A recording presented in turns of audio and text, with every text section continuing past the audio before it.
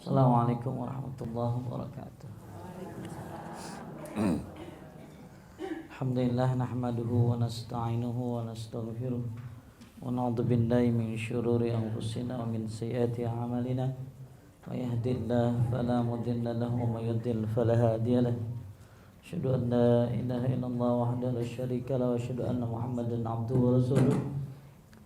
Ya ayyuhalladzina amanu taqullaha haqqa tuqatih wa la tamutunna illa wa antum muslimun. Enggak nyala. Ya ayyuhalladzina amanu taqullaha haqqa tuqatih wa la tamutunna illa wa antum muslimun. Ya ayyuhalladzina amanu taqullaha wa qulu qawlan sadida yuslih lakum a'malakum wa yaghfir lakum dzunubakum wa may yuti'illaha war rasul faqad faza fawzan 'azima. Sampai mana, Bu? 256.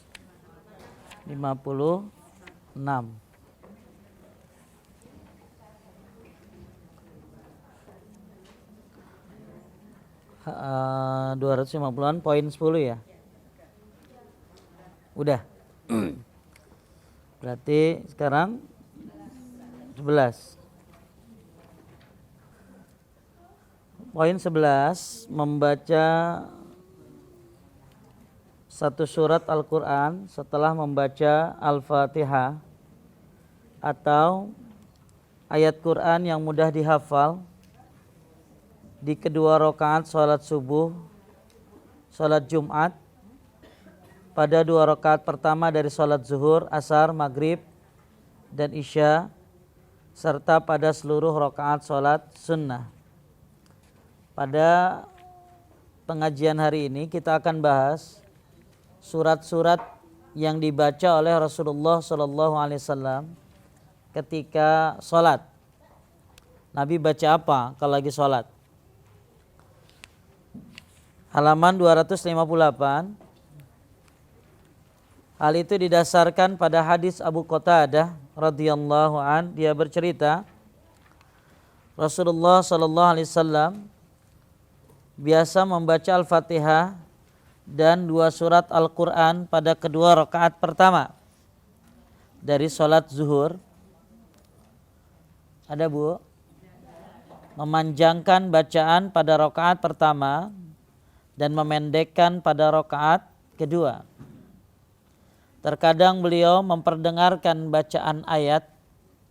Beliau membaca Al-Fatihah dan 2 surat Al-Quran pada sholat asar, memanjangkan pada rakaat pertama dan memendekkan pada rakaat kedua.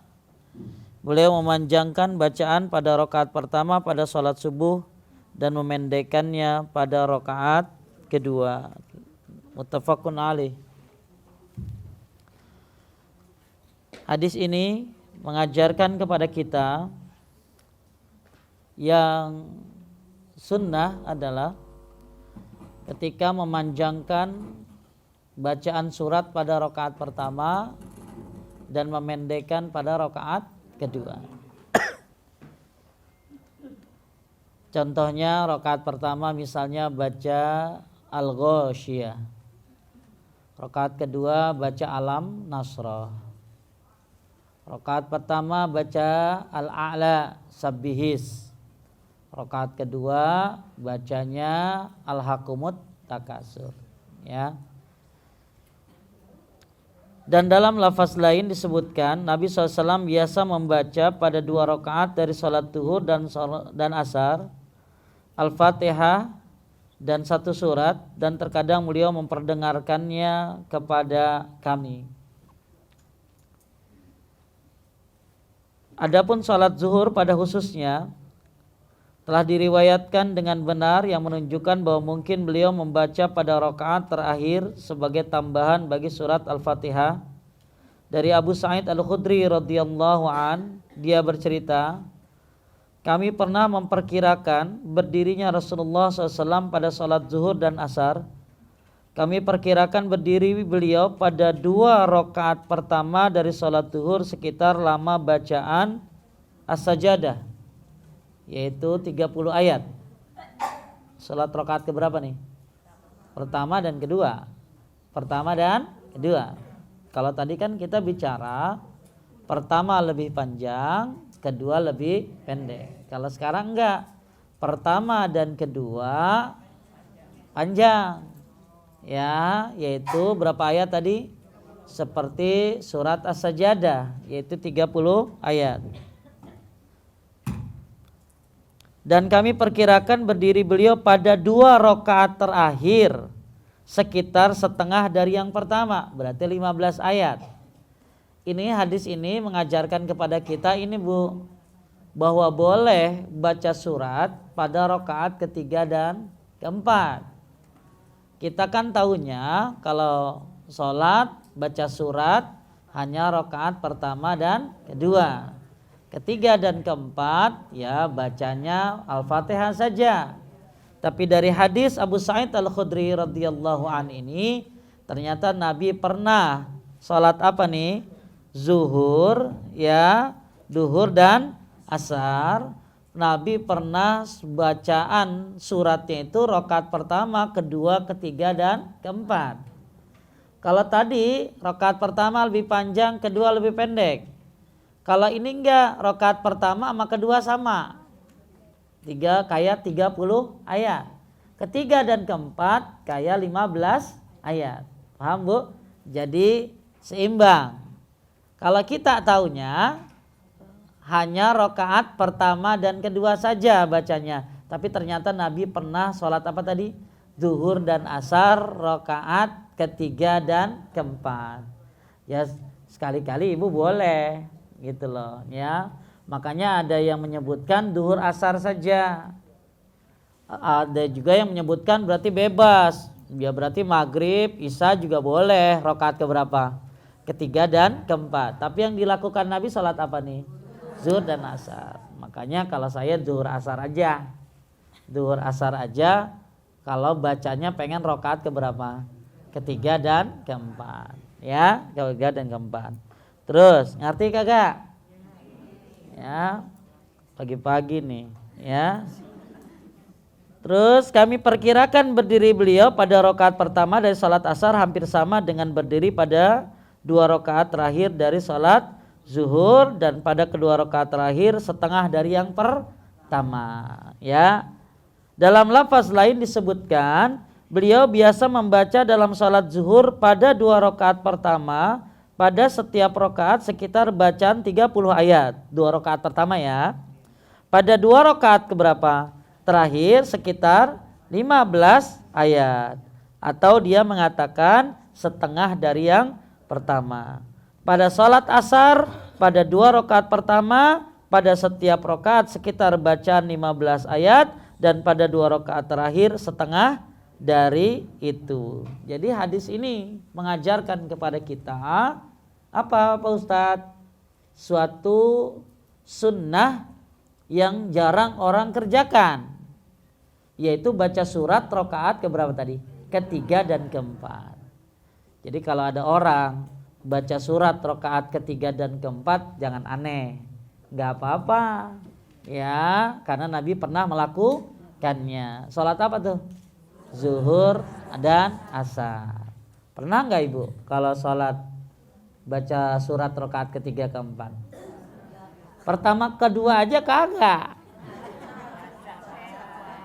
Banyak orang cuman baca Al-Fatihah doang. Fatihah, ruku, ya jadi cuma Al-Fatihah doang. Padahal kalau yang pernah saya baca dari sebuah riwayat ya, bahwa orang yang baca 3 ayat itu seperti 3 ekor onta yang bunting dan gemuk. Kalau 3 ayat kayak inna a'tainah. Terus kalau bacanya 4 ayat seperti 4 ekor onta yang bunting dan gemuk. Gimana kalau maksudnya itu keutamaannya gitu loh. Kayak 4 ekor onta yang bunting dan gemuk. Berarti ini sebuah apa? Pembendaharaan harta. Makanya Nabi suka banget baca dalam sholat itu panjang. Apalagi yang sholat-sholatnya bersifat nafilah, sunnah. Kayak Nabi pernah baca Al-Baqarah, ya kan? Rakaat pertama lanjut An-Nisa, lanjut Al-Imran. Coba berapa Al-Baqarah? Bu, Al-Baqarah, An-Nisa, Al-Imran, berapa itu? Makanya panjang banget kan? Ya. Jadi walaupun hukumnya sunnah, tapi kalau ibu kerjain ini jadi pahala yang besar. Misalnya ibu rakaat pertama baca Al-Hakumut Takasur, rakaat kedua baca Alam Nasrah, rakaat ketiga baca Falak, rakaat keempat baca An-Nas. Nah, ini bagus. Ya, jangan dianggap bahwa karena sunnah, tinggalin aja. Yang penting baca Al-Fatihah. Ya, malah sekarang saya tanya sama ibu-ibu nih. Ibu lagi sholat duhur, imamnya kan kagak kedengeran. Terus ibu udah baca Fatihah, udah baca surat, imamnya kagak ruku-ruku. Ibu baca apa? Ibu baca apa? Dalam kitab Ahkam Huduril Masajid, maka ya ibu baca lagi. Karena daripada bengong. Kan enggak kedengeran. Kedengeran imamnya baca udah beres belum? Kan ya kan? Kita kan gini. Dengerin. Ibu baca, ibu kan sholat zuhur nih. Imamnya kan kagak kedengeran. Ibu udah beres dato baca Alam Nasrah. Imamnya kagak ruku-ruku. Kalau ibu bengong, akan muncul apa? Pikiran. Ya, ini yang keinget anak, keinget ya laki, keinget ini. Ada lagi yang keinget lagi sholat, keinget kucing. Ya, dan karena miara kucing kan kalau kita bengong akan muncul apa? Pikiran. Makanya lebih baik ngapain tadi? Baca surat lagi. Ya. Pas ibu lagi baca surat belum beres, imam ruku, ya ikut ruku. Walaupun belum apa? Belum beres. Gak usah nanya dulu, nanti saya jawab itu. Udah ibu yang mau nanya langsung mau tanya nih. Ya, nanti aja gitu lah ya. Ya. Makanya pertanyaan tuh di akhir. Ya, dengerin dulu Ustadz yang ngomong. Ya, kalau ya nanti kalaunya ada gitu loh. Ya, ini ibu kagak sabar mau nanya gitu loh. Ya, maklum ininya udah lepas gitu. Ya, dah dengerin dulu. Ya, jadi kalau ibu-ibu lagi sholat, terus kemudian imam belum ruku-ruku juga, sedangkan ibu kan udah baca surat, ya udah tambah lagi. Imam belum ruku juga, ya tambah lagi. Ya, imam belum ruku juga, ibu lihat coba ada nggak imamnya, gitu loh.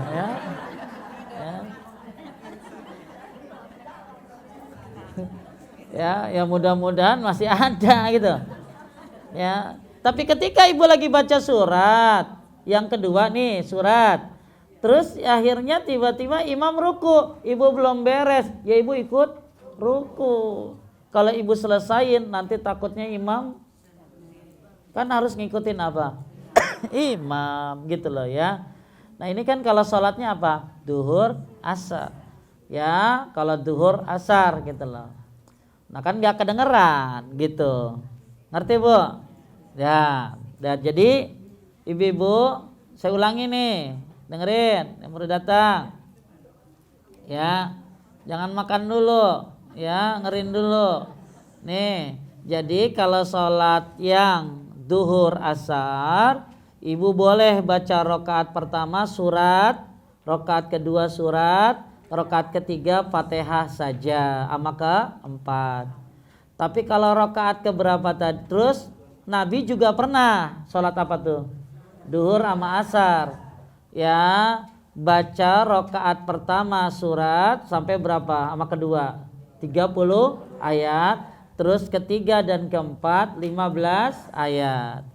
Atau ibu-ibu kalau mau baca rakaat pertama, kedua, tiga, keempat surat nggak apa-apa. Ya, yang dilakukan oleh Nabi duhur dan asar. Maka ada ulama bilang berarti boleh apa aja, maghrib juga boleh, rakaat ketiga, isya juga boleh, ketiga, keempat. Tapi yang dilakukan Nabi duhur dan asar. Maka ada ulama yang menyebutkan duhur asar aja kalau mbak baca suratnya rakaat ketiga dan keempat. Wallahu a'lam. Ya. Nah, kembali lagi ya. Hadis di atas menunjukkan bahwa Rasulullah sallallahu alaihi wasallam terkadang biasa menambah bacaan setelah Al-Fatihah pada 2 rakaat terakhir dari sholat zuhur. Ada lagi sholat apa tadi? Asar ya. Terus tadi disebutkan juga dalam riwayat bahwa 3 ayat lebih baik daripada 3 ekor onta yang bunting dan gemuk. 4 ayat ya kayak 4 ekor onta yang bunting dan gemuk. 5 ayat, 6 ayat. Gimana kalau ibu baca sabihis? Berapa banyak ayatnya? Ya 19, berarti 19 ekor onta yang bunting dan gemuk. Walaupun hukumnya apa tadi? Sunnah baca surat, tapi kalau ibu baca itu jadi pembendaharaan amal kita nanti di akhirat. Makanya Bu, jangan sunnah ini ya dikerjain dapat pahala, kagak dikerjain gak apa. Justru sunnah menambah, menyempurnakan amal ibadah kita. Terus hadis selanjutnya dari Sulaiman bin Yasar dari Abu Hurairah radhiyallahu anhu, dia berkata, aku tidak pernah menyaksikan seorang pun yang salatnya mirip salat Rasulullah sallallahu alaihi wasallam daripada si fulan, yaitu seorang imam yang tinggal di Madinah. Lebih lanjut Sulaiman bin Yasar mengatakan, lalu aku mengerjakan salat di belakangnya dan dia memanjangkan bacaan pada 2 rakaat pertama dari salat zuhur dan memendekkan bacaan pada salat asar. Dia membaca pada 2 rakaat pertama dari salat maghrib dengan surat-surat pendek dan pada 2 rakaat pertama dari salat isya beliau membaca surat-surat yang sedang, dan pada salat subuh beliau membaca surat-surat yang panjang. Makanya nanti ada dibagi-bagi bacaan tuh ya. Salat zuhur bacaannya sedang, salat asar bacaannya sedang, salat maghrib bacaannya pendek, salat apa? Isya bacaannya sedang, salat subuh bacaannya panjang. Jadi yang sedang apa? Duhur, asar, isya. Yang pendek maghrib, yang panjang subuh. Itu kebanyakannya. Tapi Nabi juga pernah sholat subuh bacanya surat Zalzalah. Rakaat pertama Zalzalah, malah rakaat kedua juga baca Zalzalah. Zalzalah itu apa? Iza zulzilatil ardu zilzalaha. Ya, jadi rakaat pertama sama kedua apa? Sama. Ya ibu-ibu juga nggak apa-apa. Rakaat pertama sama, bacanya apa? Falak. Rakaat kedua al-falak, ya nggak apa-apa. Cuman kalau bisa berganti-ganti. Ya mungkin hafalannya udah habis. Ya itu aja akhirnya ya. Ya kalau gimana, daripada dia nggak baca surat ya nggak apa-apa ya. Makanya dari sekarang udah ngapalin surat-surat pendek. Caranya sering dengerin murotal ya, sering dengerin murotal apa juz amma, lama-lama kan hafal. Kalau ibu usia begini ngapalin kan sulit ya. Makanya sering denger, maka jadi apa? Jadi hafal. Terus jadi yang panjang sholat apa nih? Subuh ya. Terkadang Nabi SAW memperpanjang bacaan dalam sholat zuhur lebih panjang dari yang sebelumnya. Sebagaimana disebutkan dalam hadis Abu Sa'id Al-Khudri radhiyallahu anhu berkata, sholat zuhur telah dimulai. Nih Bu, lihat nih Bu. Sholat zuhur telah dimulai, lalu ada seorang yang berangkat ke Baqi. Tahu Baqi kan? Ya, untuk buang hajat. Kemudian wudhu. Ketika dia datang lagi, Rasulullah SAW masih berada di rakaat pertama karena beliau memanjangkan bacaan. Jadi bayangin Bu, orang pergi ke Baqi, buang hajat, wudhu, balik lagi, Nabi masih rakaat berapa? Pertama. Ya, subhanallah. Ya, padahal ini salat apa? Zuhur. Ya, salat zuhur. Telah diriwayatkan pula melalui hadis Abu Barzah al-Aslami radhiyallahu an, Nabi sallallahu alaihi wasallam selesai mengerjakan salat subuh. Pada saat itu seorang dapat mengenali orang yang berada di sampingnya. Beliau membaca pada 2 rakaat atau salah satunya antara 60 sampai 100 ayat. Berapa Bu? 60 sampai 100 ayat. Ya. Jadi kalau di dalam kitab Tamamul Minnah Syekh Abdurrahman Al-Azazi disebutin aja tuh surat-surat apa aja yang pernah dibaca oleh Nabi sallallahu alaihi wasallam dalam salat. Ya. Sampai Nabi pernah baca dalam 1 rakaat terus dibagi 2. Jadi surat Al-A'raf itu ada berapa ayat? 206 ya. 206. Terus Nabi baca rakaat pertama 103, rakaat kedua 103. Nah itu boleh tuh kalau kepanjangan dibagi apa? Dibagi 2. Ya, rakaat pertama 103, rakaat kedua 103. Ya, jangan sampai ibu-ibu ya falak dibagi 2. Ya. Rakaat pertama ya dipotong, rakaat kedua dipotong. Udah bacanya pendek dipotong. Kalau bacanya panjang boleh ibu bagi 2. Misalnya ibu-ibu sholat pengen banget baca surat yang panjang, ya boleh dibagi 2 karena terlalu panjangnya. Terus ibu-ibu ya saya pernah mendengar kata penulis Imam Abdul Aziz bin Abdullah bin Baz rahimahullah berbicara tentang bacaan dalam salat 5 waktu. Yang paling baik dalam salat subuh adalah membaca surat-surat yang panjang. Sedang dalam salat zuhur, asar, isya beliau membaca surat-surat yang sedang. Dan dalam salat maghrib membaca yang pendek.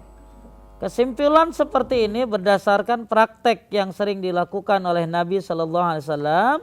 Tidak ada larangan pula untuk membaca surat-surat yang pendek dalam salat subuh ketika dalam perjalanan atau sedang sakit. Misalnya ibu di perjalanan salat subuh ya enggak apa-apa baca Falak dan An-Nas. Ya, atau baca surat apa tadi? Zalzalah ya. Atau lagi sakit.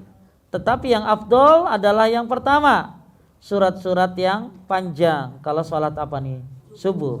Hal itu didasarkan pada hadis Sulaiman bin Yasar dari Abu Hurairah radhiyallahu an dari Nabi sallallahu alaihi wasallam. Mengenai bacaan setelah Al-Fatihah ini, Imam Ibnu Qayyim rahimahullah mengatakan, jika selesai membaca Al-Fatihah, beliau membaca surat lain yang terkadang beliau memanjangkannya dan terkadang memendekkannya karena suatu alasan berupa perjalanan atau alasan lainnya, dan seringkali beliau mengambil yang sedang-sedang. Dapat saya katakan yang lebih afdol dalam hal itu adalah memelihara apa yang sudah dilakukan oleh Nabi sallallahu alaihi wasallam di semua waktu, keadaan dan zaman, ya. Nah, ibu kalau pengen lihat catatan kakinya, ada? Ya. Salat Isya, nih, ibu-ibu yang mau ngamalin boleh nih. Adapun dalam sholat, nah sekarang lihat dulu, lihat paling bawah tadi sholat subuh. Beliau pada rakaat pertama atau salah satu rakaatnya membaca antara 60 sampai 100 ayat. Ya, juga membaca surat Al-Mu'minun. Ya, terus juga ada lagi ya, beliau membaca surat Qaf, ada nggak? 261 tuh. Nah ini semua catatan kaki ini adalah surat-surat apa saja yang pernah dibaca oleh siapa? Nabi Sallallahu Alaihi Wasallam. Terus ibu lihat di dalam sholat Jumat ada. Adapun dalam sholat zuhur ada nggak? Adapun dalam sholat zuhur beliau terkadang memanjangkan bacaan seperti yang telah disebutkan sebelumnya. Tadi lebih panjang ya, lebih panjang. Terus sholat Jumat, beliau baca 2 surat apa? Al-Jum'ah dan Al-Munafikun, atau Al-A'la dan Al-Ghasyiyah, atau surat Al-Jum'ah dan Al-Ghasyiyah. Ya, ini semuanya adalah surat-surat yang pernah dibaca oleh siapa? Nabi Shallallahu Alaihi Wasallam. Ya, dah. Kesimpulan dari poin-poin hadis-hadis yang tadi telah kita bahas, bahwa ada kata Syekh bin Baz sebagaimana yang pernah didengar oleh muridnya Syekh Wahab Al-Qahtani, bahwa dibagi 3. Pertama, bacaan sedang. Sedang itu salat apa? Duhur, asar, isya. Terus salat pendek, maghrib. Terus subuh panjang. Ini yang utama. Akan tetapi juga bisa saja kita memendekkan karena alasan-alasan seperti sakit, ya, seperti apalagi dalam perjalanan atau hal-hal yang lainnya, termasuk karena ibu nggak ada yang hafal, kan gitu loh. Ya, karena nggak ada yang hafal, ya kagak dibaca yang panjang-panjang karena nggak ada yang hafal gitu. Nah, kebanyakan kasusnya adalah karena tidak ada yang hafal gitu. Ya, to the point aja gitu loh ya. Ya, to the point aja, mudah-mudahan ya jadi pada ngapalin gitu. Dah, ibu-ibu, ini tentang surat yang dibaca dalam sholat Nabi Sallallahu Alaihi Wasallam. Dah, coba tentang surat, jangan kemana-mana. Ada yang mau nanya tentang surat?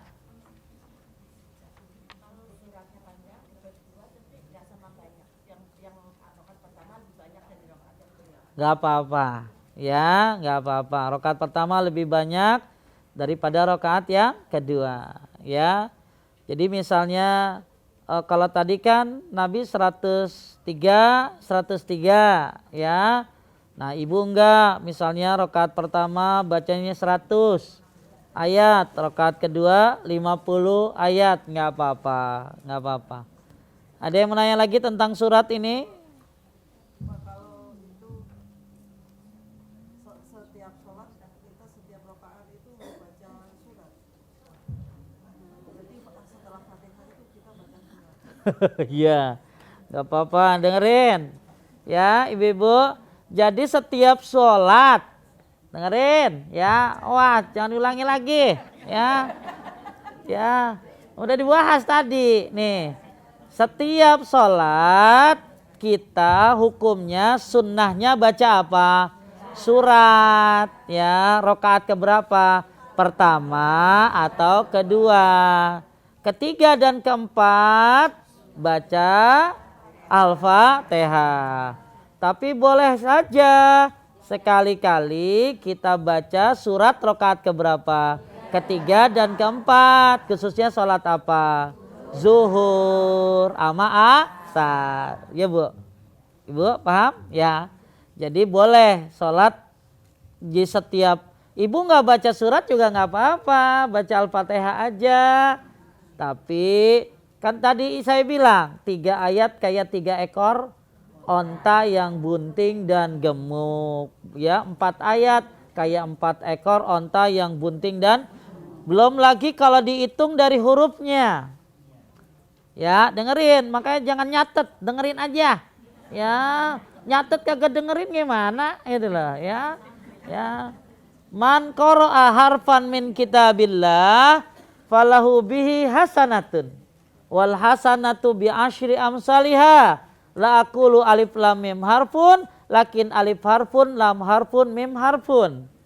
Orang yang baca Al-Quran itu 1 huruf dikali 10 kebaikan. Bukan alif lam mim itu 1 huruf, tapi alif 1 huruf, lam 1 huruf, mim 1 huruf. Berarti kalau ibu baca alif lam mim berapa huruf? 3 kali berapa? 10, 30 kebaikan.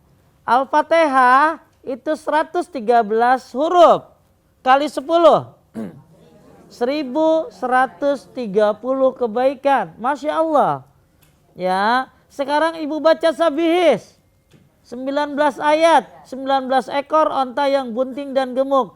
Itu ayatnya. Sekarang hurufnya, coba hitung.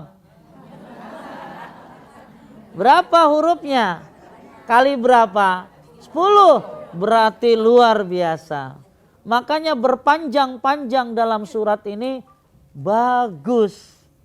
Cuman fenomena kita tadi bukan gak hafal, suka yang namanya mengecilkan sunnah. Tadi sunnah ini kalau dikerjain dapat pahala, kalau ditinggalin kagak ngapa-ngapa. Padahal kalau dia baca surat pahalanya kayak apa? Itu berlaku kalau yang kalau baca Quran tuh ya pahalanya besar banget gitu loh. Ya, apalagi bacanya di dalam sholat. Ya, makanya kalau bisa jangan tinggalkan baca surat di dalam sholat walaupun hukumnya sunnah seperti itu. Ibu?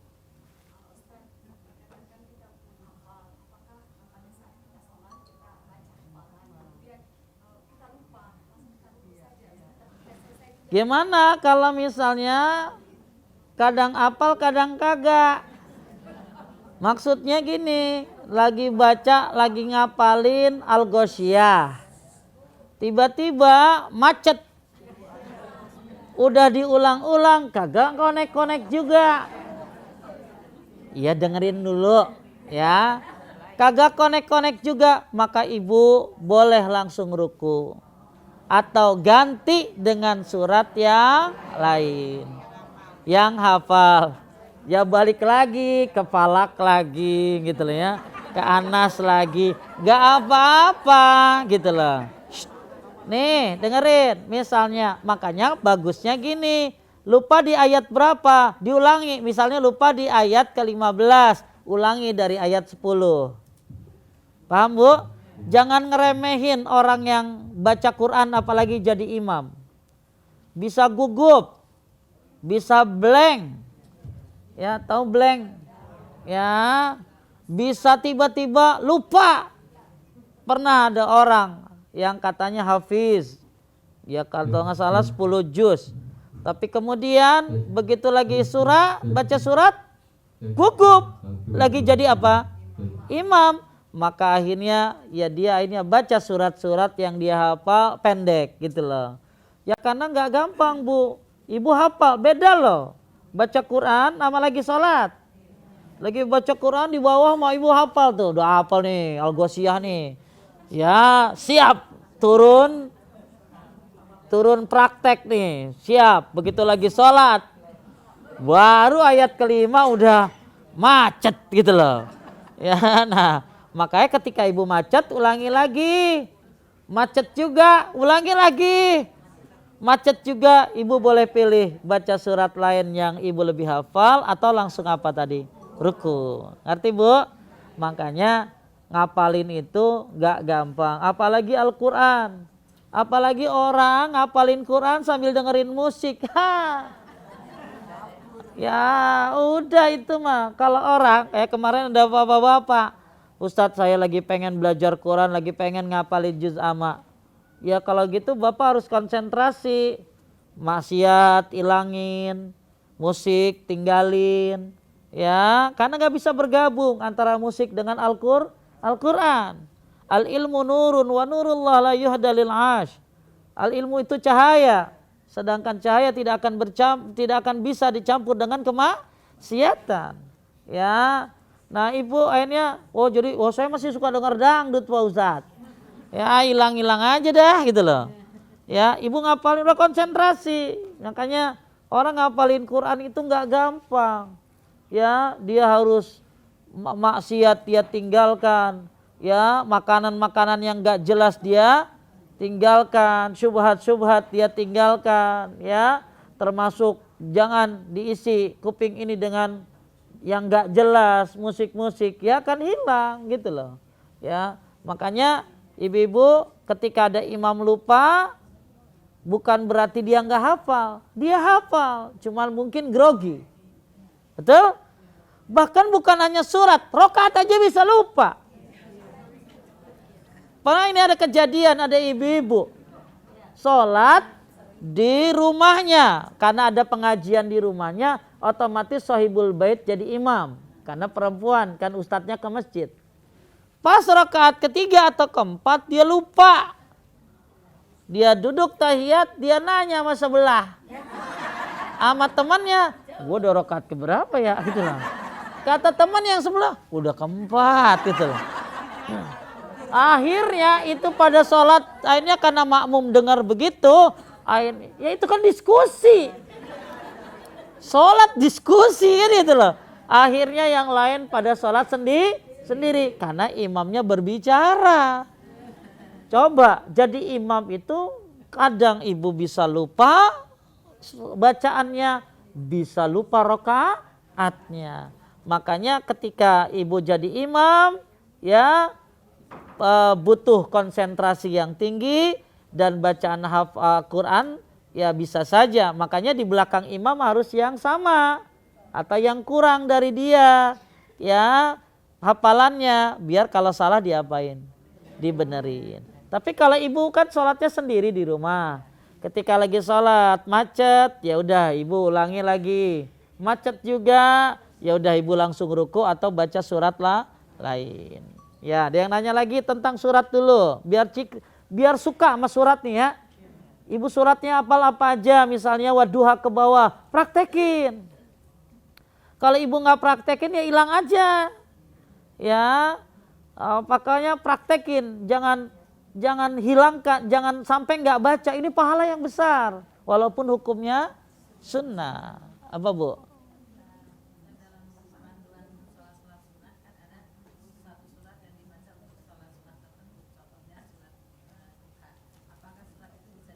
Emang sholat duha baca apa?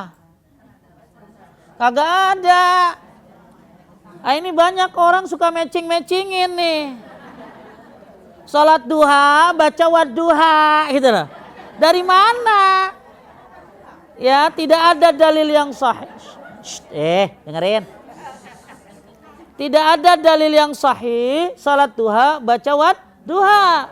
Ada ibu-ibu pernah saya tanya, Ustadz, ibu pernah sholat duha gimana? Kagak pernah saya mah sholat duha Pak Ustadz. Kenapa? Habis kagak apal wasyamsi waduhaha. Ama waduha. Ini kenapa? Kata ustazah saja kalau sholat duha baca waduha. Atau wasyamsi waduhaha. Tanya sama ustazahnya, dalilnya dari mana? Saya pernah temukan tapi tidak sahih. Ya, jadi ibu-ibu yang ada jelasnya nih. Kalau qobliyah ba'diyah, kalau qobliyah subuh kuliah kulhu. Itu udah jelas, benar. Ba'diyah maghrib kuliah kulhu. Apalagi? Sholat witir, rakaat pertama yang 3 rakaat. Sabihis, kuliah kedua 3 kulhu. Dalam riwayat lain kulhu falak annas. Terus apa lagi? Nah ada juga Nabi sholat duhur baca apa, sholat asar baca surat apa. Nabi tadi panjang baca surat apa tadi? Al-A'raf dibagi 2 dan lain sebagainya. Semua butuh dalil. Biasakan dalil yang dikemukakan. Tapi saya nggak ngerti ketika ada yang berkata sholat duha baca wadduha. Lihat sebab turunnya ayatnya. Nggak ada hubungan waktu duha sama sholat duha. Nggak ada hubungan surat duha sama waktu duha. Kalau baca asbabun nuzulnya tidak ada hubungannya, gitu loh. Sekarang gini lah bu, anggap ibu nggak baca surat dah lagi sholat duha, sah nggak? Sah. Yang penting baca apa? Jadi jangan menyulitkan orang lain sehingga lu kalau sholat, misalnya gini, qobliyah subuh kan idealnya baca apa? Kuliah kulhu. Ternyata ibu-ibu kagak hafal kuliah, hafalnya anas sama kulhu. Boleh nggak? Boleh, nggak apa-apa. Dia kagak hafal. Itu orang udah parah banget itu mah gitu loh. Ya, nggak apa-apa karena dia nggak hafal juga. Kulhu kagak hafal, hafalnya Al-Fatihah, sah sholatnya. Karena hukumnya apa tadi? Sunnah. Yang penting baca apa? Nah sekarang Sholat duha juga sama. Ibu baca surat yang lainnya. Apa? Saya nggak pernah tahu. Kalau mungkin ada yang bisa ngasih tahu saya apa sholat yang dibaca oleh Nabi SAW sholat duha. Orang ulama saja masih memperdebatkan tentang sholat duha. Ya, ada yang bilang terus menerus, ada yang bilang sekali-kali, ada yang bilang pengganti tahajud. Walaupun saya lebih menekankan sholat duha itu boleh tiap hari. Ya, karena Nabi sering mengamalkan sesuatu itu rutin. Kalau di dalam kitab Sahih Fikih Sunnah, Abu Malik Kamal Al-Said Salim menyebutkan perbedaan pendapat ulama tentang sholat duha. Ada yang bilang boleh tiap hari. Ada yang boleh ganti-ganti. Hari ini duha, besok kagak. Hari ini duha, besok kagak. Ada lagi yang ketiga, kalau tadi malam tidak tahajud, ganti sama sholat duha dan lain sebagainya. Ulama berbeda pendapat. Tapi dalam kitab Sahih Fikih Sunnah lebih ditekankan sholat duha itu tiap hari. Tapi tidak ada bahasan bab surat yang dibaca dalam sholat duha. Tidak ada. Yang ada berapa rakaat minimal, berapa rakaat maksimal. Rakaat minimal 2 atau 4, ada maksimal 8. Syafi'i, Malik dan Ahmad, Abu Hanifah 12. Dalam pendapat yang lain tidak ada batasan. Berapa saja dia mau. 40 rakaat silakan, tapi 2 salam. Tapi tidak disebutkan baca surat apa. Itu butuh dalil. Kalau kita bilang sholat duha baca wadduha, hatu burhanakum in kuntum shodikin, maka berikan dalilnya kalau kalian orang-orang yang benar. Ya, bahkan nggak baca surat pun tidak apa-apa. Ada lagi. Kalau tadi kan ibu bahas sholat duha, nggak apa-apa. Ibu ini mewakili semua jamaah yang punya pemikiran sholat duha harus baca wadduha. Makasih ibu. Ya, jadi tahu kan? Ya, nggak harus baca wadduha. Ya, baca yang lain karena nggak ada dalil khusus. Kalau sholat duha harus baca wadduha. Nah sekarang ada ibu-ibu, nih dengerin, jangan ngomong, ya, masuk TV, ya, ngomong, ya, nih, kan karena kuliah kulhu qabliyah subuh, ba'diyah maghrib kuliah kulhu, terus sholat di maqam Ibrahim kuliah kulhu. Witir pas rakaat kedua kuliah, ketiga kulhu. Ini ada ibu-ibu kalau sholat sunnah kuliah kulhu doang. Ini enggak boleh. Ya. Jadi kalau yang memang ada dalilnya ya kuliah kulhu. Tapi kalau dia hafal. Nah sekarang akhirnya semua sholat sunnah kuliah kulhu.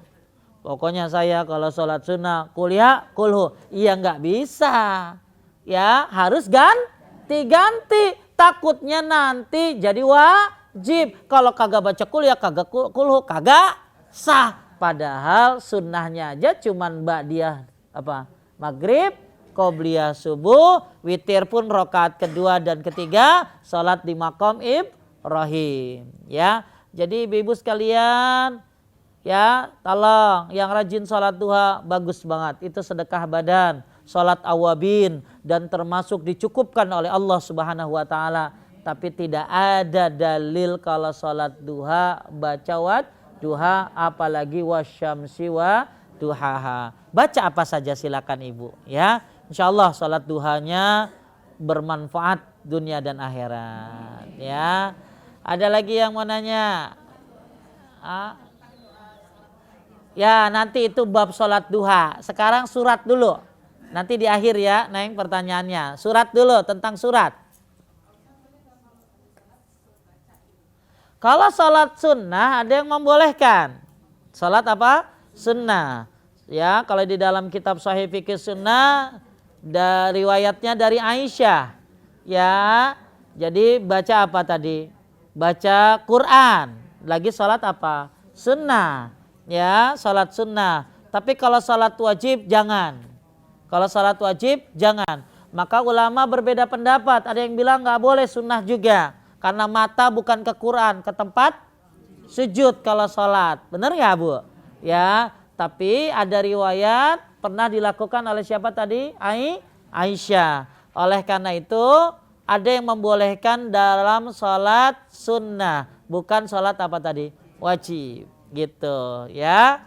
Ada lagi, ada ibu-ibu yang naruh di whiteboard, dia tulis tuh wadduha, lagi ngapalin ya, lagi ngapalin, ini dihapus sama cucunya, sama anaknya, ya dia bingung akhirnya. Makanya kalau bisa baca yang apal-apal aja. Nah sanggung nih, Ustadz gimana, bagusan mana, baca surat yang tengah-tengah atau yang dari awal tapi beres walaupun pendek. Misalnya gini, mendingan baca ayat kursi, dengerin, atau baca wadduha dari awal tapi beres, ngerti nggak? Kalau ayat kursi kan dari tengah, kagak beres pula, ya kan? Ada lagi orang kalau baca suratnya itu 2 ayat terakhir Al-Baqarah, dari ujung terus beres. Mana yang utama? Apakah lebih utama dari awal beres walaupun suratnya pendek ya, atau dari tengah ya ayat kursi? Boleh semuanya, tapi yang utama lebih baik dari awal sampai akhir beres. Boleh ya. Nah, Umar bin Khattab pun pernah baca 1 ayat dalam sholat sunnah, innama ashku basi wa huzni ilallah. Dia baca itu sampai nangis dan diulang-ulang. Artinya apa? Aku mengadukan segala keluh kesahku hanya kepada Allah. Itu surat Yusuf. Itu Umar bin Khattab. Aisyah juga pernah melakukannya. Ya, jadi ibu-ibu sekalian dimuliakan Allah, kalau sholat wajib, kalau sholat sunnah tadi boleh apa tadi? Megang. Yang kedua bagi yang membolehkan. Yang kedua boleh 1 ayat diapain? Diulang-ulang. Apalagi ayat itu bikin ibu nangis. Apalagi ayat itu tentang neraka, ya, apalagi ayat itu membuat kita jadi tambah cinta kepada Allah Subhanahu wa taala. Kalau salat apa tadi? Sunnah. Tapi kalau salat wajib tidak boleh diapain?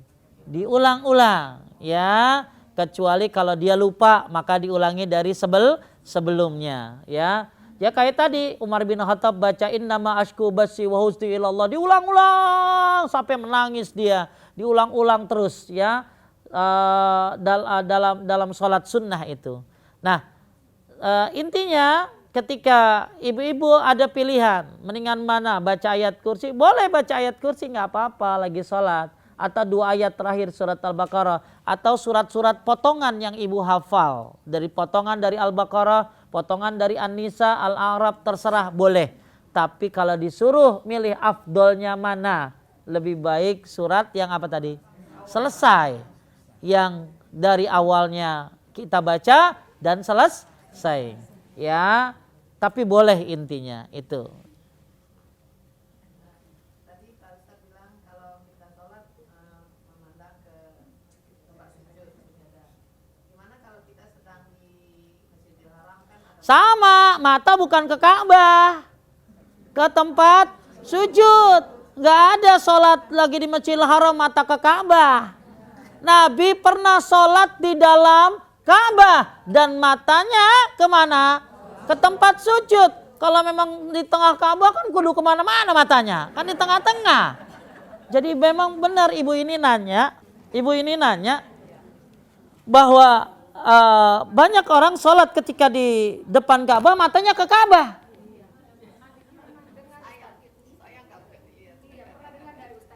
Iya, tapi kan harus pakai dalil. Pertanyaannya, kenapa orang sholat mandang Ka'bah? Orang Nabi suruh nyolat di mana? Tempat sujud. Sayang, lah nanti juga habis sholat lihat juga, gitu loh. Gak ada keutamaannya. Ya bagi yang ngomong begitu harus ada apa, Bu? Ada dalil. Ya sah sholatnya mandang itu, tapi yang disuruh oleh Nabi kemana? Bu, pernah ada orang sholat qobliyah subuh kan harusnya berapa? 2. Dia malah nambah bukan 2. Assalamualaikum, dia sholat lagi. Sholat sunnah lagi. Terus panjang bacaannya. Harusnya kan qobliyah subuh tuh pendek. Ya, ini enggak. Dia 2 salam, nambah lagi. Anggap jadi 4 rakaat. Terus panjang-panjang. Ditegur sama ulama. Ditegur apa? Gak boleh begitu kalau sholat sunnah qobliyah subuh. Harus pendek. Lalu dia bilang begini, apakah gara-gara aku sholat, aku disiksa gara-gara sholat? Ngerti gak Bu? Apakah aku disiksa gara-gara sholat? Apakah aku diazab gara-gara sholat? Ini kan orang ngebantah, paham gak? Tidak, kamu diazab karena menyelisihi Rasulullah Sallallahu Alaihi Wasallam. Karena Rasul sholatnya apa? 2 rakaat, terus tidaklah lama. Sampai Aisyah nanya, apakah Nabi baca Al-Fatihah? Saking apa tuh? Saking cepatnya, gitu loh. Tapi tetap tumakninah. Maksud saya, ibu nggak diazab, nggak disiksa karena sholat lihat Ka'bah. Tetap sah, tapi menyelisihi siapa? Yang ibu selisih bukan saya, bukan polisi, bukan presiden, tapi Rasulullah Shallallahu Alaihi Wasallam. Ibu contohnya siapa sih? Nabi kan. Makanya walaupun di depan Ka'bah atau di dalam Ka'bah, kalau ibu di dalam Ka'bah kan matanya berarti boleh kemana-mana tuh, ya kan begini-begini, ya kan di dalam. Kalau depan Ka'bah kan depan tuh. Nah sekarang kalau di dalam gimana? Iya kan boleh ngomong kan di dalam itu loh. Ya, jadi saya juga bingung bagi yang mengatakan kalau sholat di depan Ka'bah matanya madhab Ka'bah. Tolong saya ajarin, kasih tahu dalilnya apa. Dan kita nggak boleh gampang percaya. Mentang-mentang yang ngomong kiai, yang ngomong boleh kiai, tapi kiainya namanya Muhammad Sallallahu Alaihi Wasallam. Paham Bu? Ya, tapi kalau yang ngomong Kiai Agus kagak jelas, tinggalin. Tapi kalau yang ngomong Al-Quran dan hadis, Anda harus sami'na. Pernah suatu ketika ada orang bilang begini Bu, kata Abu Bakar begini, enggak, kata Umar begini. Masing-masing mengambil perkataan Abu Bakar dan Umar.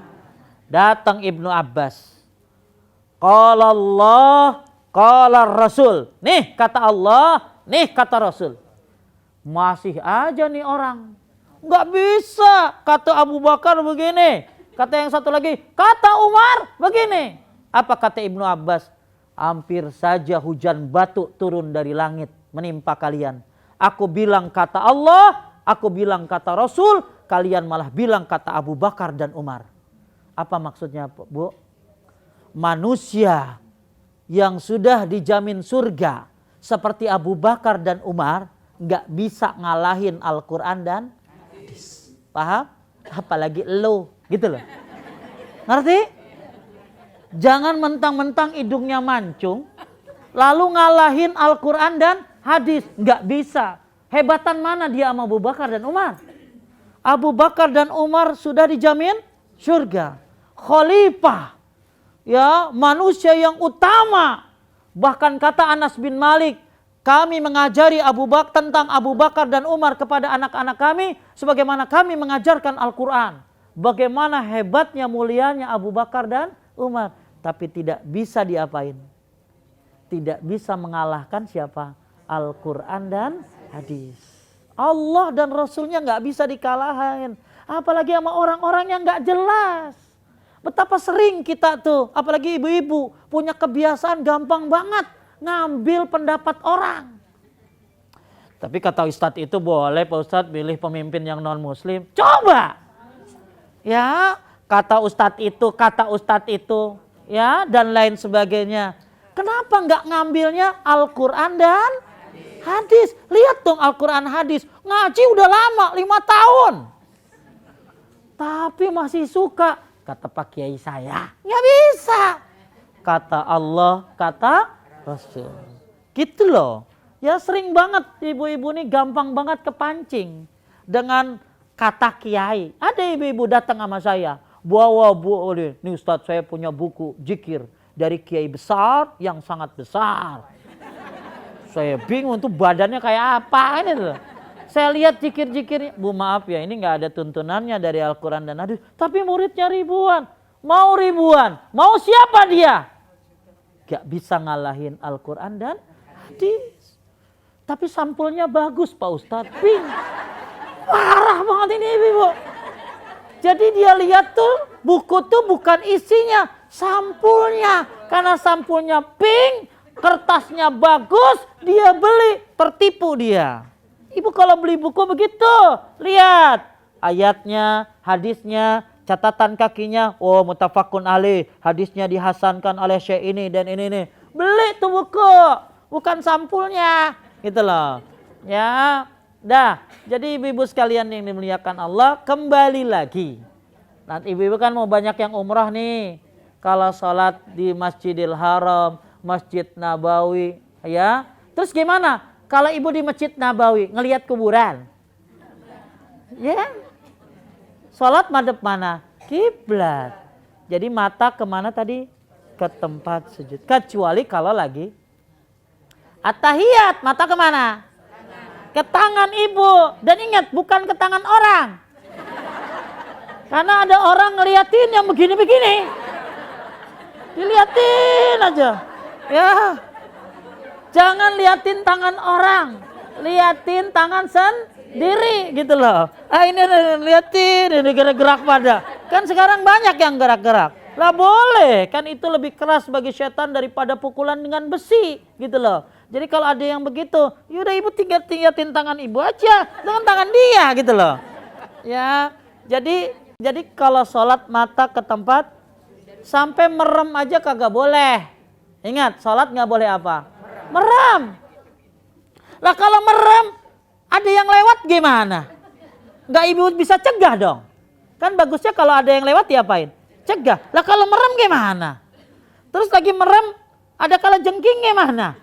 Ya, terus lagi merem, walaupun katanya nambah khusyuk dan lain sebagainya, ingat Nabi nyuruh kemana? Ke tempat sujud. Seperti itu, ya. Ada lagi?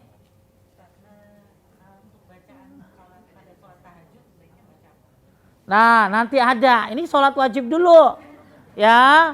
Ya, kalau sholat tahajud, ya bacanya ibu mau panjang, hafal nggak? Ya, nah kalau ada ibu hafal yang panjang-panjang bagus. Nabi kan pernah baca apa tadi?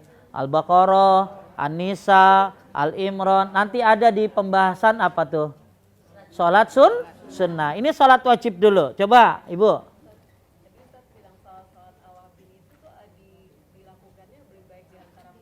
Bukan sholat awabin itu sholat duha.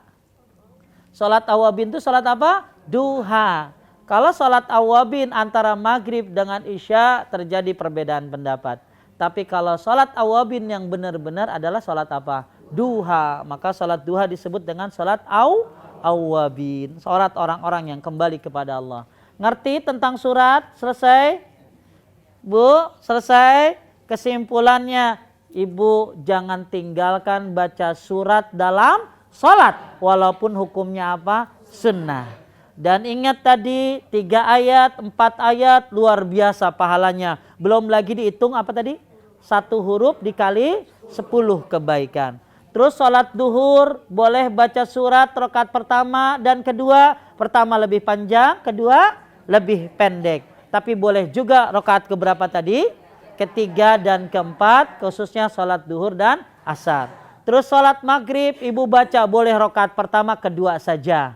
Sholat isya pertama dan kedua saja. Tapi pertama lebih panjang, kedua lebih pendek. Sholat subuh juga sama ya bacaannya. Cuma kalau dibagi klasifikasi, pendek tuh maghrib, panjang tuh apa tadi? Subuh, sedang tuh apa? Duhur, asar, isya. Kalau yang sedang kayak sabihis, al-ghoshiyah, ya itu surat-surat yang apa? Yang sedang. Ya, surat-surat yang sedang. Terus kalau surat-surat yang panjang tentu ada seperti tadi Nabi pernah baca Al-A'raf dan lain sebagainya. Ya. Baik, kita lanjutkan.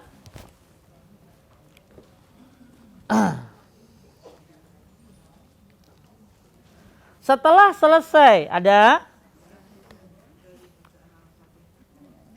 selesai dari bacaan Al-Fatihah dan surat Al-Quran, beliau diam sejenak sekedar dapat menghela napasnya sehingga bacaan tidak bersambung dengan ruku.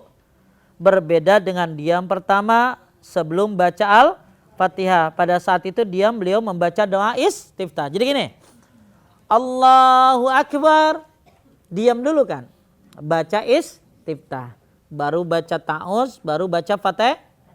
Terus ibu kan baca surat. Habis baca surat, diam lagi sebentar. Baru ruku, supaya tidak bersambung antara bacaan apa? Bacaan surat dengan ruku. Jadi jangan, yang bagus begitu. Misalnya minal jinnati wan nas. Allahu akbar, gitu loh. Ada apa tadi? Ada jedanya. Jangan minal jinnati wan. Jadi wan nasnya sambil ruku gitu loh ya. Jadi minal jin, ada lagi minal jinnati wan nas, langsung. Lebih baik diam sejenak baru apa? Baru ruku ya. Lihat, hal ini dasarnya hadis Hasan dari Samurah dari Nabi SAW. Beliau melakukan itu 2 kali, yaitu ketika baca istiftah, salat ketika selesai dari semua bacaan, yaitu baca surat. Maksudnya diamnya Nabi berapa kali? 2 kali. Kemudian ibu-ibu, At-Tirmizi menyatakan yang demikian itu bukan hanya pendapat seorang ulama. Disunnahkan kepada para imam untuk diam setelah selesai membaca istiftah salat dan setelah selesai baca surat. Pendapat juga dikemukakan oleh Imam Ahmad, Ishaq dan para sahabat kami. Kemudian nomor 13. Ngerti nomor 12? Gampang, cuman diem doang. Ya, baru ruku. Kemudian ruku seraya bertakbir dengan mengangkat kedua tangan sampai sejajar dengan kedua pundak atau telinga, dengan meletakkan kepala sejajar dengan punggung dan kedua tangan di kedua lutut dengan jemari merenggang. Hal itu didasarkan pada firman Allah, ya ayyuhalladzina amanu ruk'u wasjudu wa'budu rabbakum waf'alul khaira la'allakum tuflihun. Hai orang yang beriman, rukulah dan sujudlah kalian serta sembahlah Rabb kalian dan berbuatlah kebajikan supaya kalian mendapatkan kemenangan. Atau hadis dari Abu Hurairah, sumarka hatta tatfa'inna raki'an. Kemudian rukulah hingga engkau tenang dalam ruku. Juga hadis dari Abu Hurairah, dia bercerita, jika Rasulullah SAW hendak mengerjakan sholat, beliau bertakbir saat berdiri, kemudian bertakbir saat apa? Ruku. Ya. Dan dalam sebuah lafaz disebutkan bahwasanya dia pernah mengerjakan sholat bersama mereka, lalu beliau bertakbir setiap kali turun dan naik. Ketika menoleh dia berkata, sungguhnya aku adalah orang yang sholatnya paling menyerupai sholat Rasulullah sallallahu alaihi wasallam. Hadis Abdullah bin Umar radhiyallahu an, Rasulullah sallallahu alaihi wasallam biasa mengangkat kedua tangannya sejajar dengan kedua pundaknya jika membuka sholat dan jika bertakbir untuk apa? Untuk ruku. Hadis yang lainnya dari Malik bin Al-Huwairis. Jika bertakbir beliau mengangkat kedua tangannya sampai sejajar dengan kedua telinganya, dan jika ruku beliau juga mengangkat kedua tangannya sampai sejajar dengan kedua telinganya. Jadi ini riwayat-riwayat ini menegaskan kalau ibu mau ruku ngangkat tangan, gitu loh. Ngangkat apa? Tangan, ya. Dalil-dalilnya banyak sekali. Kemudian lihat ibu di atas nomor 14 ada? Ada? Dari Al-Barra bin Azib ada? Radhiyallahu an, dia berkata, ruku, sujud dan duduk Nabi sallallahu alaihi wasallam di antara dua sujud, dan ketika beliau bangun dari ruku atau i'tidal, selain berdiri dan duduk tasyahud adalah hampir sama. Ngerti Bu? Bu? Ini termasuk bantahan buat orang yang suka sujud terakhir lama. Dengerin. Jadi Nabi itu selalu seimbang. Apanya? Lamanya. Dalam gerakannya. Kecuali apa? Kecuali apa? Duduk tasyahud dan ketika berdiri. Ngerti? Jadi Nabi itu lamanya saat kalau lagi berdiri. Berarti lama baca apa? Surat. Yang kedua, Nabi itu lama kalau tasyahud. Makanya kan ada doa. Kalau lagi tasyahud, bahkan apalagi tasyahud apa? Akhir, doanya kan banyak. Jadi Nabi kalau lama berdiri dan tasyahud. Tapi kalau yang lainnya, rukuknya, iktidalnya, sujudnya, duduk antara dua sujudnya, seimbang semuanya, sama. Ini sholat yang bagus. Paham Bu? Kalau ibu lama ada seimbang nggak? Ibu seimbang nggak? Kadang kita kagak imbang gitu loh. Apalagi ada orang yang kalau sujud terakhir suka lama. Jadi sebenarnya kalau ibu mau lama itu berdiri. Karena baca apa tadi? Surat. Yang kedua kalau tasyahud. Khususnya tasyahud apa? Akhir. Karena banyak baca apa? Doa. Makanya ibu-ibu kan udah tahu kan. Bahkan 2 tahun yang lalu saya kasih doa sebelum salam. Yang entah kemana itu fotokopiannya. Ya. Cuma nerima doang. Iya. Janji mau diapalin. Ya. Sampai hari ini kagak apal-apal. Ya. Dah. Jadi kalau yang pertama diri. Lama Nabi. Ya. Tergantung sholatnya tadi kan. Sholat duhur, asar, maghrib, isya, subuh. Kan tadi bacaan-bacaannya udah dikasih tahu. Ya. Tapi di sini kita sebutnya bacaannya global saja.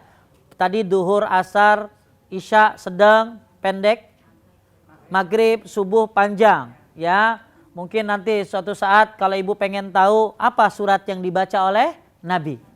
Surat apa Nabi kalau sholat maghrib? Nabi kalau sholat isya bacaannya apa? Nabi kalau sholat subuh bacaannya apa? Kalau duhur, asar bacaannya apa? Itu ada semuanya dalam riwayatnya. Ya, nah. Mungkin ada di antara ibu-ibu yang udah lama ikut saya, yang punya fotokopiannya, kayak Bu Desi, Bu Kirana, mungkin punya tuh fotokopiannya, dicari lagi, diudak-udak lagi. Itu ada surat-surat yang pernah dibaca oleh siapa? Nabi SAW dalam sholat 5 waktu. Termasuk sholat sunnah Nabi baca apa dan lain sebagainya. Nah, yang kita mau bahas di sini adalah kapan kita berdiri. Untuk kapan lamanya kita jadi gini, kapan Nabi lama itu? Nabi lama itu kalau apa tadi? Berdiri atau tasyahud. Yang lainnya apa tadi? Seimbang. Misalnya ya. Kan ada juga yang cepat mah kayak tadi qobliyah subuh kan disunahkan apa? Agak cepat ya, nggak usah lama-lama ya sunnahnya seperti itu. Sampai Aisyah bertanya apakah Nabi baca Al-Fatihah. Tapi yang mau kita ini bacakan adalah kebanyakannya, bahwa Nabi lama kalau berdirinya. Kemudian ketika rukunya seimbang dengan apa tadi? Rukunya dengan iktidalnya. Misalnya pakai angka aja deh. Berdirinya Nabi 10 menit. Sedangkan rukunya 2 menit, maka iktidalnya pun 2 menit, sujudnya pun 2 menit. Kemudian duduk antara 2 sujudnya pun 2 menit. Nah, lama lagi nanti kalau tasyahud. Ini ideal, ya, luar biasa. Dan ini dijadikan dalil bantahan tentang orang yang sujud terakhir lama. Karena Nabi SAW seimbang semuanya kecuali apa tadi? Berdiri dan tasyahud. Ngerti Bu? Oke. Terus, nah tadi kan Nabi ngangkat apa tadi? Kan Ibu angkat tangan tuh lihat. 1, Allahu Akbar atau Allahu Akbar. Ini kan 1. Yang kedua, ngangkat tangan tuh kalau ngapain? Kalau mau ruku. Allahu Akbar. Ya, nah sekarang kita bahas rukunya. Lihat. Ketika ruku, ketika ruku membaca subhana rabbiyal azim. Tapi kalau di mazhab Syafi'i mereka ada tambahan subhana rabbil azim wa bihamdi. Tapi saya cukup subhana rabbil azim saja. Ya. Kenapa? Lihat, ya. Hal itu didasarkan pada hadis Huzaifah bin Al-Yaman bahwasanya dia pernah mengerjakan salat bersama Nabi sallallahu alaihi wasallam dan dalam rukunya beliau membaca subhana rabbiyal azim dan dalam sujudnya beliau membaca subhana rabbiyal a'la. Kenapa ini lebih diambil? Lihat-lihat catatan kakinya. Hadis riwayat siapa? Muslim. Ada enggak? Ya, hadis riwayat siapa? Muslim. Tapi kalau di dalam pendapat yang tadi saya sebutkan, ada tambahan subhana rabbil azimi wa bihamdi. Sebenarnya kalau subhana rabbil azimnya itu hadis riwayat Muslim sampai situ saja. Tapi yang wa bihamdinya dalam riwayat yang lainnya. Ya, kalau mau saya pernah baca dari kitab Al-Bayan tentang dari mazhab Syafi'i tentang tambahan subhana rabbil azimi wa bihamdi. Tapi kalau dalam riwayat Muslim cukup apa tadi? Subhana rabbil azim. Terus kalau sujud subhana rabbil a'la. Ya. Lihat-lihat balik. 266. Dalam sebuah riwayat disebutkan subhana rabbil azim berapa kali? 3 kali. Dan jika sujud membaca subhana rabbil a'la berapa? Juga 3 kali. Nih lihat catatan kakinya diriwayatkan oleh Ibnu Majah dan Asy-Syalbani menilai sahih tambahan ini karena banyak syahid yang dimiliki dari sejumlah sahabat Nabi sallallahu alaihi wasallam dalam bentuk perbuatan maupun ucapan. Jadi ibu-ibu enggak apa-apa baca subhana rabbil a'la berapa kali? 3 kali. Subhana rabbil azim berapa? 3 kali. Jika menghendaki, lihat, jika mau dia juga boleh memberikan tambahan. Ingat yang ngasih tambahan ini ya tambahan atas bacaan apa yang diriwayatkan dari Nabi SAW, bacaan yang lainnya. Jadi ibu kalau mau cukup subhana rabbil azim saja atau subhana rabbiyal a'la saja. Berapa kali? 3 kali. Tapi menurut penulis kalau mau ditambahkan, tambahkan dengan tambahan doa-doa yang dari Nabi juga. Paham Bu? Ya karena ada ibu-ibu, Ustadz emang sholat boleh ditambah-tambahin. Lah yang nambahin emang siapa? Yang nambahin bukan saya. Ya emang jadi ibu itu taunya doa sujud itu cuman subhana rabbil azim doang. Ya padahal banyak doa-doa sujud dengan model yang berbeda. Apa tuh diantaranya? Baca bareng-bareng.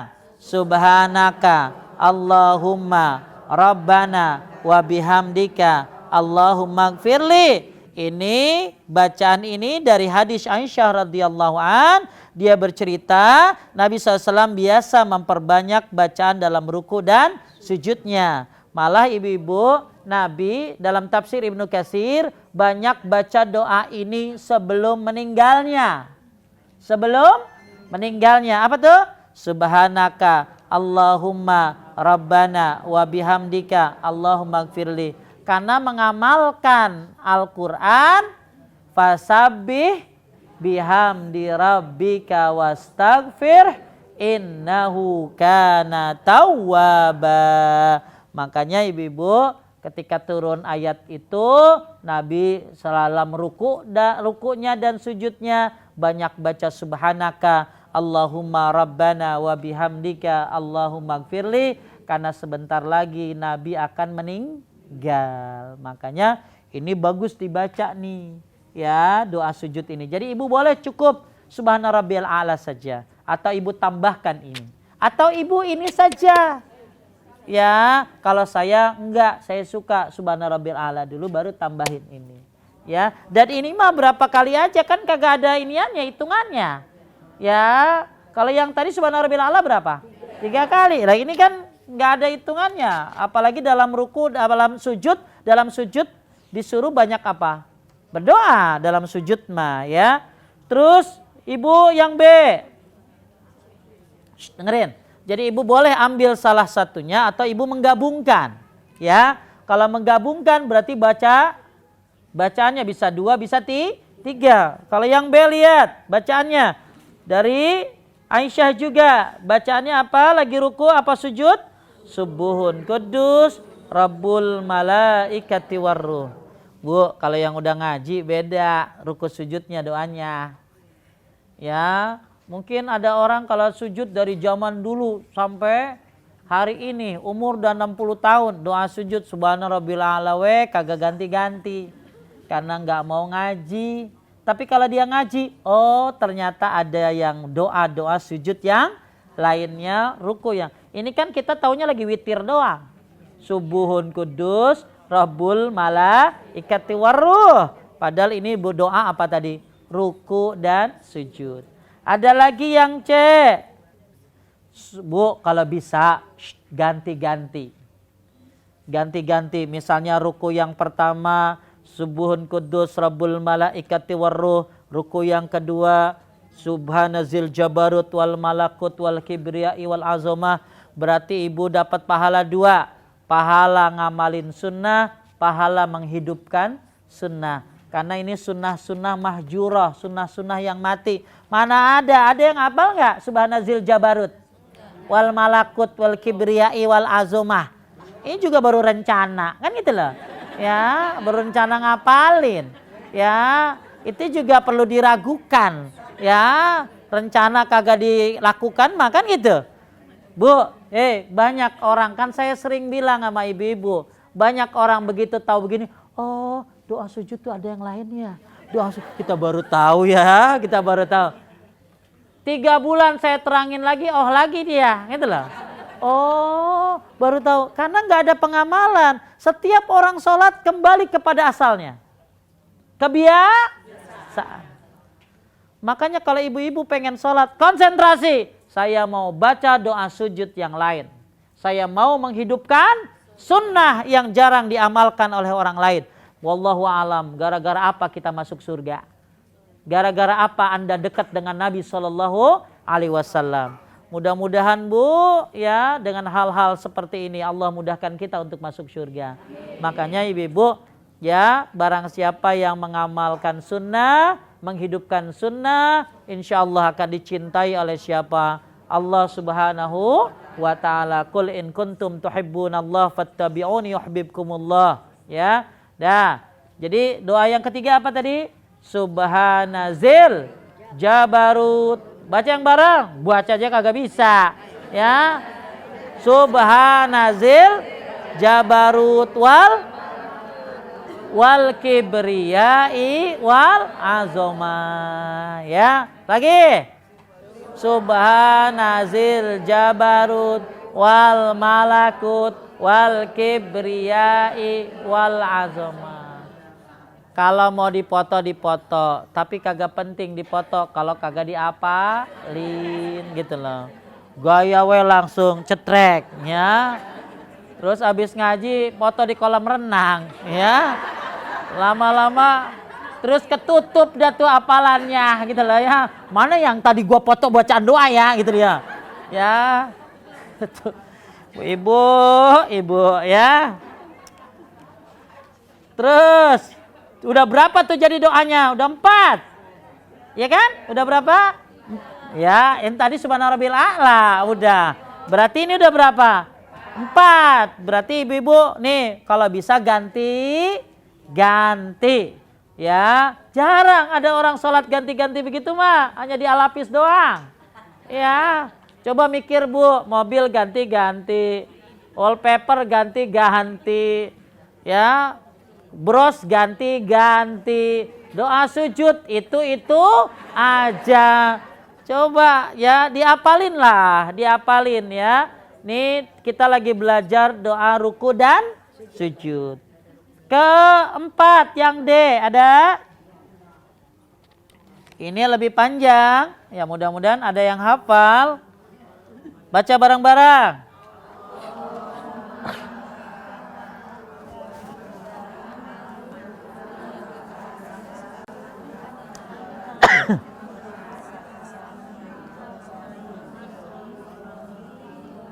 Dah.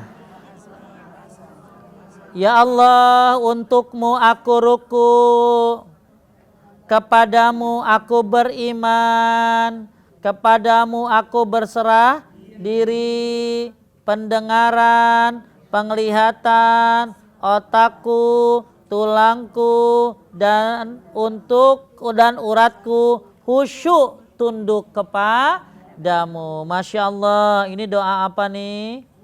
Doa apa nih? Ruku ya. Nanti ada lagi, beda lagi kalau sujud. Jadi kalau yang ruku sama sujud A, B, C. Kalau D nanti lain lagi buat sujudnya. Doa sujud lebih banyak. Doa sujud lebih banyak. Kita ruku dulu deh. Ya, kan mau ruku dulu mau sujud mah. Terus ibu-ibu sekalian dimuliakan Allah, ini bisa nggak diamalin? Ya, nanti ibu coba. Jadi gini, ketika sholat, kebiasaan-kebiasaan yang udah benar, ya terusin. Yang salah dibenerin. Tapi kalau untuk ruku, sujud, ibu bagus menghidupkan sunnah ini. Ya, ini sunnah yang mati. Jarang ada orang hafal doa ruku selain Subhana Rabbil Azim saja. Ya. Tapi juga jangan remehin orang yang baru, yang nggak baca yang lain. Lu baca apa kalau ruku? Subhana Rabbil Azim. Ya, diketawain. Aduh, belum ngaji ya? Ya, astagfirullahalazim ini ya. Coba dong ya, baca doa. Ya, justru ibu ajarin sama teman-teman ibu. Ya, sama teman-teman ibu biar jadi pahala yang mengalir sama cucu, ya, sama anak, ya. Nah ini kita nggak tahu, ya, ibu sekalian yang dimuliakan oleh Allah, ya. Saya mungkin pernah cerita sama ibu-ibu, ada orang yang dimimpikan di alam kubur mendapatkan kenikmatan yang luar biasa di alam kubur. Ternyata kenapa dia dapat kenikmatan itu? Ditimpikan oleh orang soleh, dia bilang, saya pernah mengajarkan surat Al-Fatihah kepada anak kecil. Ngerti Bu? Jadi ada orang dapat nikmat kubur. Dibukakan pintu surga di kuburannya. Dia dapat keindahan dan kemewahan dalam kuburnya. Gara-gara pernah ngapain tadi? Ngajarin anak kecil surat Al-Fatihah. Makanya ibu-ibu kan suka banget ngajarin sama anak-anak kan. Ayo ta. Kan anak-anak begitu tuh. Ta. Ta. Ya, sirata. Ibu-ibu harus sabar. Wallahu alam. Dengan apa Allah mengangkat derajat ibu di alam kubur nanti. Mudah-mudahan ibu ngajarin kayak gini, ternyata Allah ganti dengan nikmat kubur nanti. Ya, karena ibu ini pernah ngajarin doa sujud. Masya Allah, wallahu alam. Ingat, kullu ma'rufin sadaqah. Setiap perbuatan baik itu sedekah. Jangan kira hanya perbuatan yang besar-besar saja. Ini perbuatan-perbuatan ini ibu niatin apa? Menghidupkan apa tadi? Sunnah. Ya Bu, kalau nggak ada yang ngapalin, ini bisa mati ini. Sekarang benar kan? Udah mati kan? Makanya Bu, ya ketika sebuah bid'ah diamalkan oleh manusia, maka akan banyak sunnah-sunnah yang hilang. Maka sekarang tujuan para ustadz-ustadz ya mengajarkan sunnah-sunnah itu untuk menghidupkan kembali sunnah-sunnah yang hilang itu. Ya, oleh karena itu nggak bakalan ustadz bisa ngidupin kecuali ibu ikut membantu mengajarkan, mengamalkannya. Minimal buat diri sendiri. Niatin Bu, ngidupin apa tadi? Sunnah. Wallahu a'lam. Kita masuk surga gara-gara apa? Tadi gara-gara apa tadi? Gara-gara ngajarin surat Al-Fatihah sama anak kecil. Wallahu alam. Saya dapat dari Telegram syekh-syekh ya dari Yaman ya, ada cerita tentang masalah itu. Ya, semoga ini jadi motivasi buat kita untuk banyak beramal soleh. Jangan sampai begitu di akhirat baru qaddamtu li hayati, ya Allah balikin dong ke dunia. Udah di kuburan baru minta ke dunia. Pengen beramal soleh ya. Ya Allah balikin, ali amalu salihan fima taraktu. Aku pengen beramal soleh yang aku tinggalkan. Maka sekarang ibu punya kesempatan beramal soleh. Sebisa ibu, semampu ibu. Ternyata ada doa mau ruku nih. Aku udah hafal. Ibu ngajarin sama anak, sama cucu, nambah nggak hafalannya? Betul nggak? Kalau uang dikasih habis, tapi ibu ngajarin nambah nempel. Saya ngajarin ibu, saya nambah nempel. Ya, makanya ibu ajarin, maka akan nambah nempel ilmunya. Nah, niatin apa tadi? Menghidupkan apa tadi? Menghidupkan sunnah Nabi Sallallahu Alaihi Wasallam. Jangan yang nggak sunnah apal, yang sunnah kagak apal. Aduh, ya mau ngikutin siapa? Ya kita ikuti Rasulullah Sallallahu. Bu, kalau ngikutin Rasulullah pasti selamat nggak? Kalau ngikutin saya, kagak. Selamat dari mana saya aja kagak tahu selamat apa kagak. Tapi saya bisa selamat kalau ngikutin siapa? Rasulullah. Wa in tuti'uhu tahtadu. Kalau kalian mengikutiku, kalian akan dapat petunjuk. Makanya kan ihdinas siratal, tunjuki kami jalan yang lurus. Ibu nggak bakalan lurus kalau nggak mengikuti siapa? Muhammad sallallahu alaihi wasallam. Maka kita pengen lurus, ikuti Nabi Muhammad sallallahu alaihi wasallam. Baik. Terus Nabi sallallahu alaihi wasallam melarang membaca Al-Qur'an pada saat ruku dan sujud. Nggak boleh ibu lagi ruku baca Al-Fatihah. Ini kreatif. Ya, ruku baca surat kulhu, nggak boleh, apalagi baca Al-Baqarah gitu loh. Jadi kalau ruku baca doa ruku, ya. Nah kalau sujud boleh baca dari Al-Quran tapi doa, paham? Doa, ya. Nanti ada pembahasan tentang apa? Sujud. Sekarang kita ruku dulu, lihat dalilnya. Beliau sallallahu, dijawab, ya. Beliau sallallahu alaihi wasallam bersabda, ala wa inni nuhitu an aqra al-Qur'an raki'an aw sajidan fa ammar ruku fa'azzimu fihi rabb azza wa jalla wa ammas sujud fajtahidu fid du'a faqaminun ayyustajaba lakum. Ketahuilah sungguhnya aku dilarang ngapain? Membaca Al-Qur'an pada saat sedang ruku dan sujud. Adapun pada saat ruku, maka agungkanlah Rabb yang maha perkasa lagi maha mulia. Sedangkan dalam sujud bersungguh-sungguhlah dalam apa? Berdoa, sehingga doa kalian layak untuk dikabulkan. Jadi kesimpulannya, nih ruku doanya satu, Subhana Rabbiyal Azimi. Yang kedua, Subhanaka Allahumma Rabbana wa bihamdika Allahumma gfirli. Ketiga, subuhun kudus Rabbul malaikati warruh. Yang keempat, subhana zil jabarut wal malakut wal kibriyai wal azama. Atau yang D, yang tadi Allahumma laka roka'tu wa bika amantu sampai selesai. Ingat, boleh cukup subhana rabbil azim saja 3 kali. Tapi kalau mau ibu tambahkan, silakan tambahkan doa apa tadi? Ruku. Cuman tadi bagusnya apa tadi? Seimbang. Seimbang apanya? Rukunya, itidalnya, sujudnya, ya, kecuali berdiri dan apa tadi? Tasyahudnya, ya.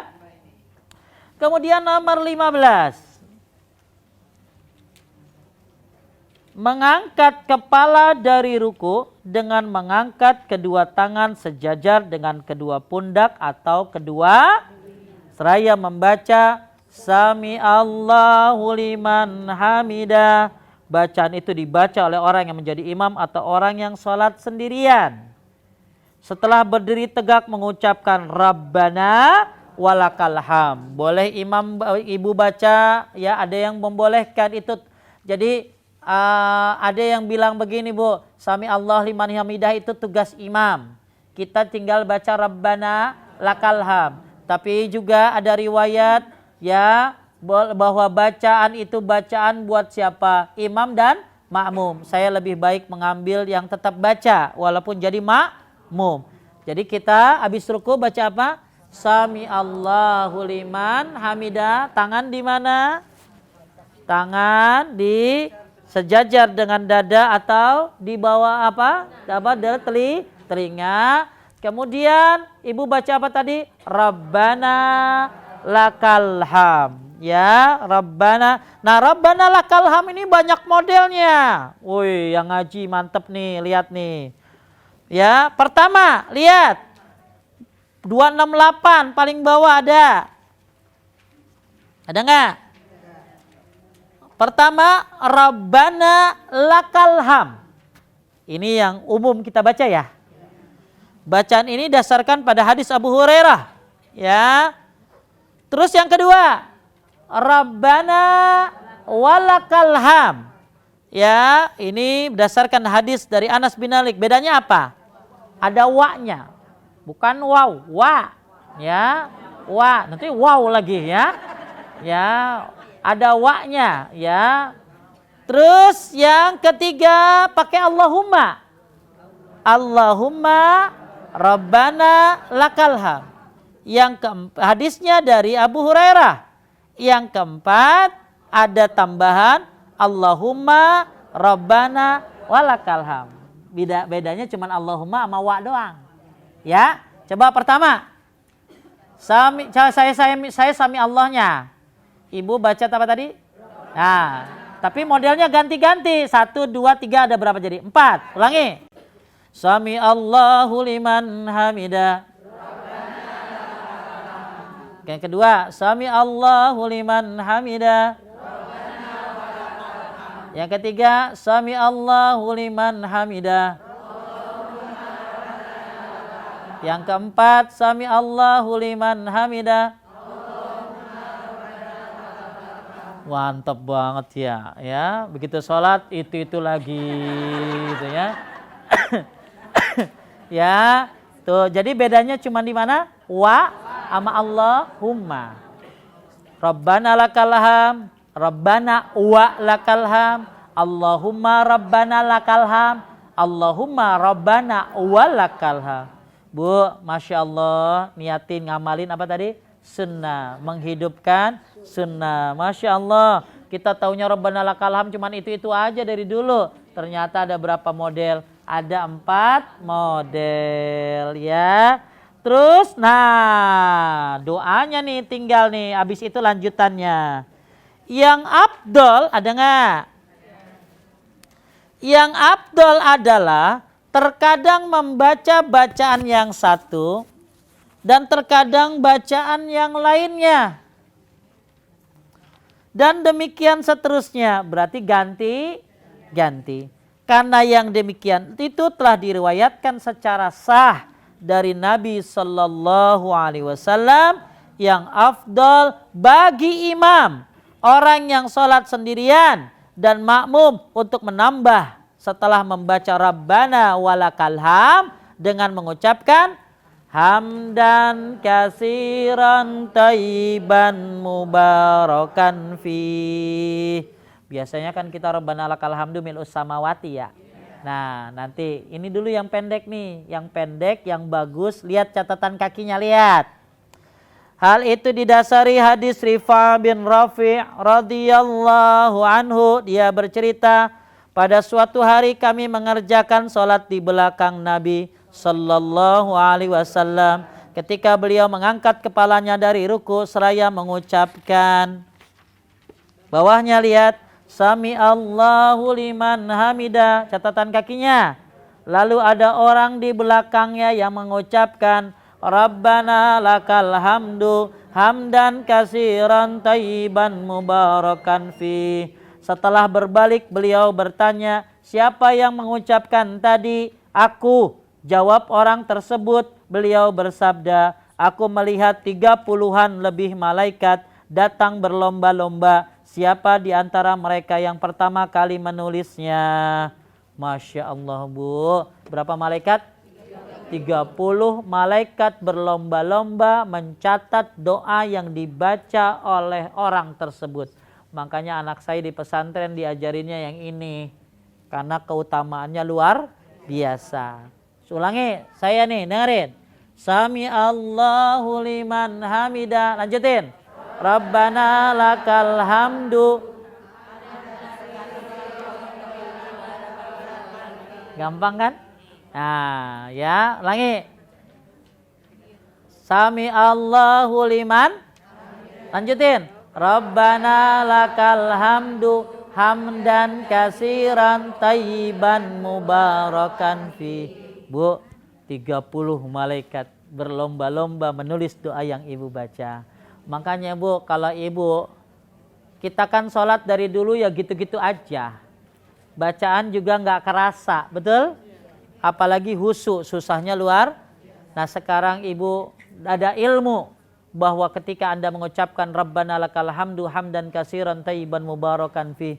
Ya Allah, malaikat berapa tadi? 30 ya, berlomba-lomba menulis. Nah ada lagi bacaan yang lainnya. Halaman 270, lihat di atasnya. Nah yang kita baca cuman sampai sepotong.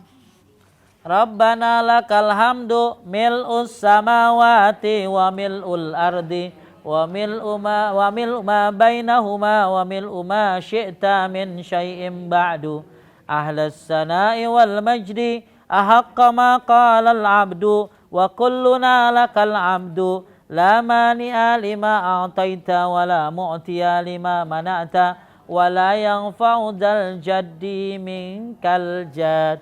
Kita cuman Rabbana lakal hamdu milus samawati wal ardi wa milu ma syi'ta min. Makanya kalau saya nyuruh ibu-ibu udahlah yang pakai 30 malaikat tadi.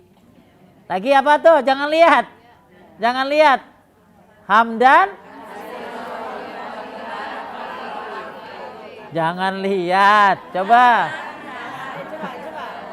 Coba jangan lihat. Sami, ulangi. Coba awas yang lihat ya. Sami Allahu liman hamidah.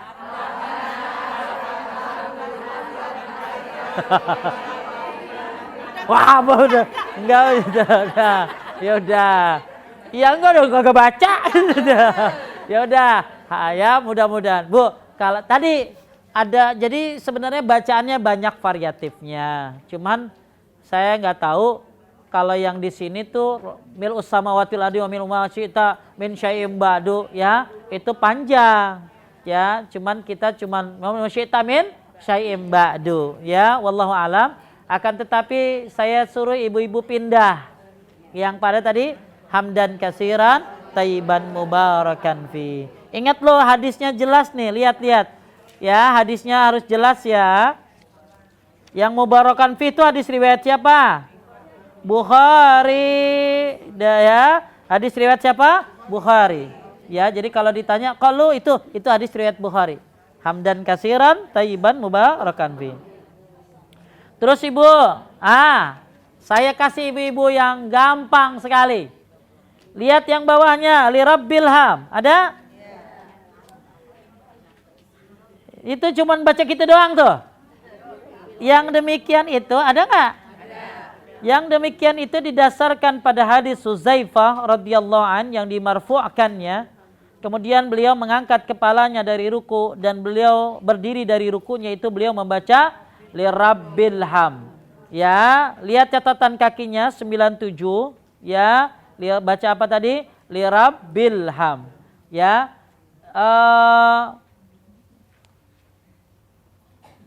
Bacaan rabbil ini paling pendek. Jadi gini. Sami Allahu liman hamidah. Rabbana lakal ham. Li rabbil ham. Ada yang menyebutkan dalam riwayat dalam kitab Tamamul Minnah diulang-ulang li rabbil ham, li rabbil ham. Tapi kalau di sini cukup apa tadi? Li rabbil ham saja. Ya, ulangi. Sami Allahu liman hamidah. Rabbana lakal ham, li rabbil ham. Ya, ingat baca itu dulu. Rabbana lakal ham. Kan Rabbana lakal ham ada berapa model tadi? 4. Ada pakai wa, ada pakai Allahumma, baru tambahin li rabbil ham. Ya, li rabbil ham. Itu pasti hafal. Ya, karena pendek. Atau tadi yang dapat berapa tadi? 30 tadi hamdan kasiran tayyiban. Lihat halaman 271. yang afdol. Ada? Bagi imam, orang yang salat sendirian dan makmum adalah meletakkan tangan kanan mereka masing-masing di atas tangan kiri, di atas dadanya setelah berdiri dari ruku. Sebagaimana yang dilakukan pada saat berdiri sebelum ruku. Hal ini dasarkan pada hadis Suhail radhiyallahu anhu bercerita, aku pernah menyaksikan Rasulullah SAW jika berdiri dalam salat menggenggamkan tangan kanannya pada tangan kirinya. Jadi ibu-ibu penulis lebih memilih begini, lihat. Sami Allahu liman hamidah. Nah seperti ini. Rabbana lakal hamdu hamdan katsiran thayyiban mubarakan fi. Ini boleh seperti ini. Dan saya lebih memilih begini kalau lagi tidak. Ada juga yang seperti ini, enggak apa-apa juga ya. Dua-duanya apa tadi? Boleh ya. Setahu saya Syekh Utsaimin ya juga memilih seperti ini ya. Terus juga ada ulama yang seperti ini. Terus Syekh Albani seperti ini. Jadi semuanya insya Allah boleh. Tapi kalau ibu tanya, saya lebih memilih seperti ini ya.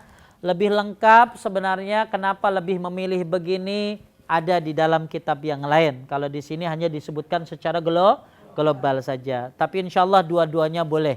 Ya, yang nggak boleh ibu begini. Ya, itu yang nggak boleh tentunya ya. Jadi lagi Sami Allahu liman hamidah. Boleh seperti ini atau Sami Allahu liman hamidah. Boleh seperti ini ya. Cuman saya lebih memilih sebagaimana penulis seperti ini ya. Wallahu alam ya. Dah ibu-ibu. Udah jam berapa? 11.15 ya. Dah sampai situ dulu ya. Ya, banyak banget yang kita pelajari pada hari ini. Intinya doa-doa tadi butuh apa Bu? Diapain tadi? Diapalin. Terus yang 30 malaikat tadi tolong biar jadi keutamaan lebih. Apa tadi? Rabbana lakal hamdu hamdan katsiran thayyiban mubarakan fi. Ada yang mau nanya? Ustaz, yang doa ruku tadi bisa nggak rakaat pertama yang rakaat kedua yang Boleh, nggak apa-apa, nggak apa-apa ya, nggak apa-apa, menghidupkan sunnah, insyaallah boleh. jadi satu zuhur bisa Ya, ya berbeda-beda, nggak apa-apa. Ibu-ibu doa semuanya, termasuk Al-Fatihah, doa istiftah, doa ruku, doa sujud, itu nggak boleh di hati. Itu bergerak bibirnya atau kedengaran ya minimal. Nah seperti itu, bergerak jadi sholat jangan begini Bu. Ini bengong gitu loh. Jadi bukan di dalam hati. Sama bergerak bibirnya ya. Jadi Nabi itu kelihatan dari bergerak janggutnya. Berarti bacaannya bergerak bibirnya. Ada lagi?